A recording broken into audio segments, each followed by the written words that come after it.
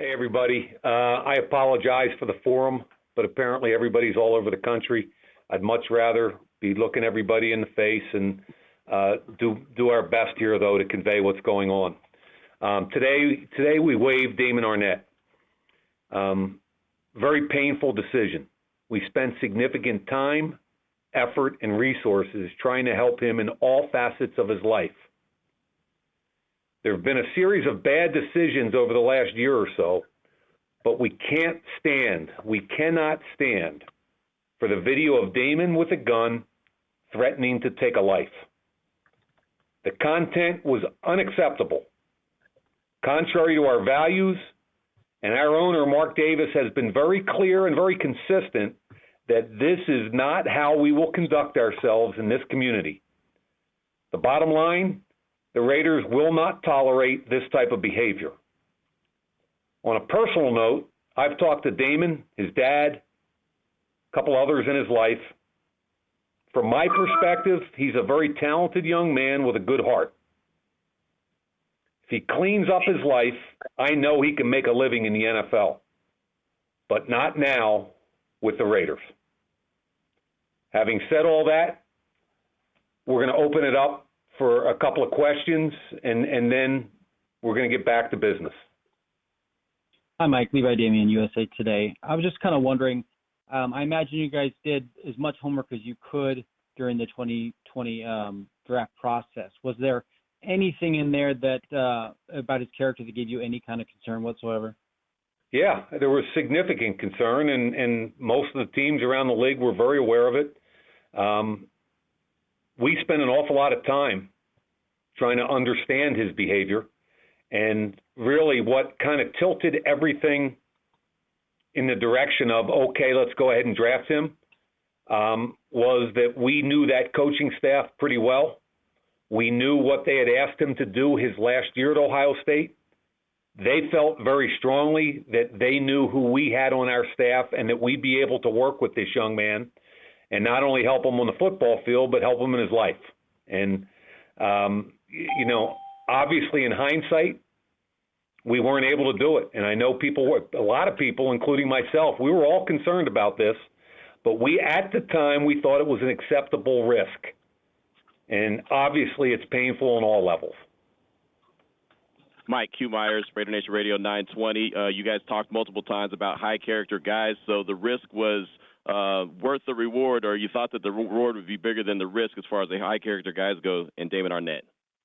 Yeah, we came in, and then let's go back a little bit here. In 2019, when I got here, I mean, we talked a lot about foundation players and high character players.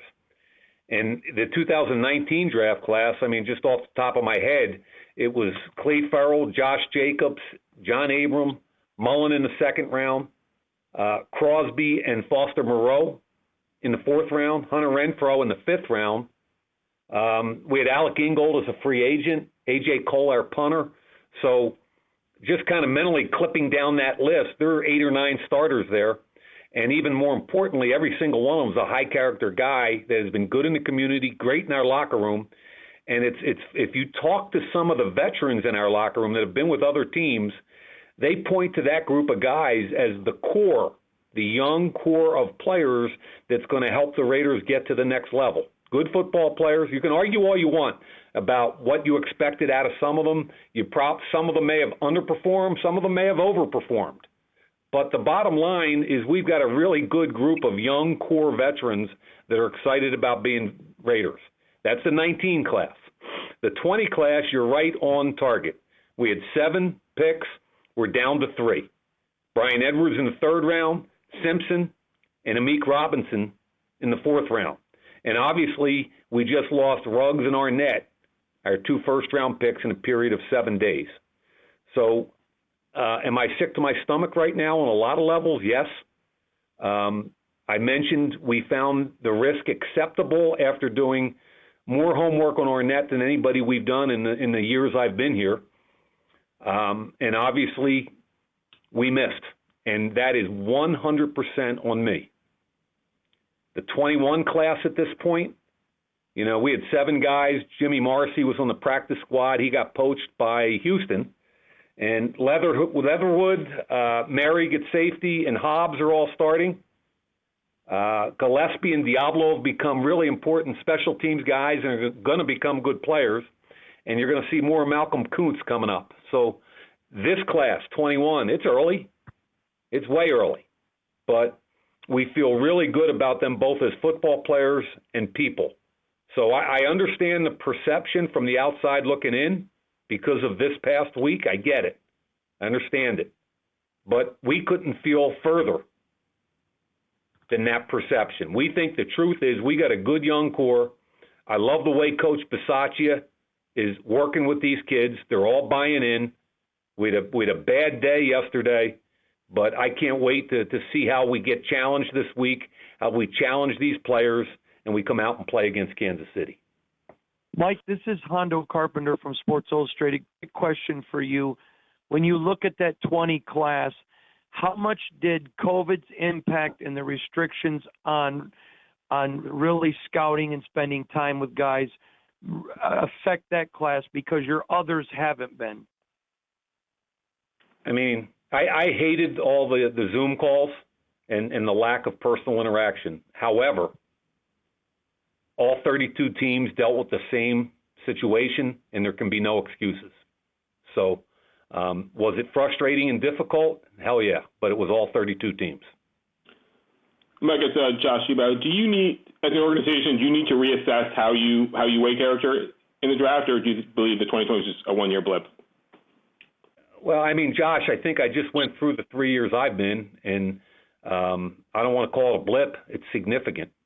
But I think in 19 and 21, we've done a heck of a job, both with football players and character, and we're going to continue to be consistent with that. I've had several conversations with the owner. I know how I feel in my heart of hearts, and it's just as important to me that these guys are good people in this community as it is that they're good football players. Like Adam Hill, Las Vegas Review-Journal. You mentioned there was concerns about Damon at Ohio State, and obviously we've seen some things come out this week. In between, what was kind of his relationship, his demeanor with the team, and were there things in between that we don't really know about? I don't know what may or may not come out from anything. I mean, I think an awful lot of things came out this week. What I do know is that when he got here in 2020, obviously coming through COVID, he got hurt with a couple different situations his rookie year. He ended up losing weight. He had some nutrition issues. I mean, it was a tough year last year in 2020 for a lot of guys around the league. So no excuses.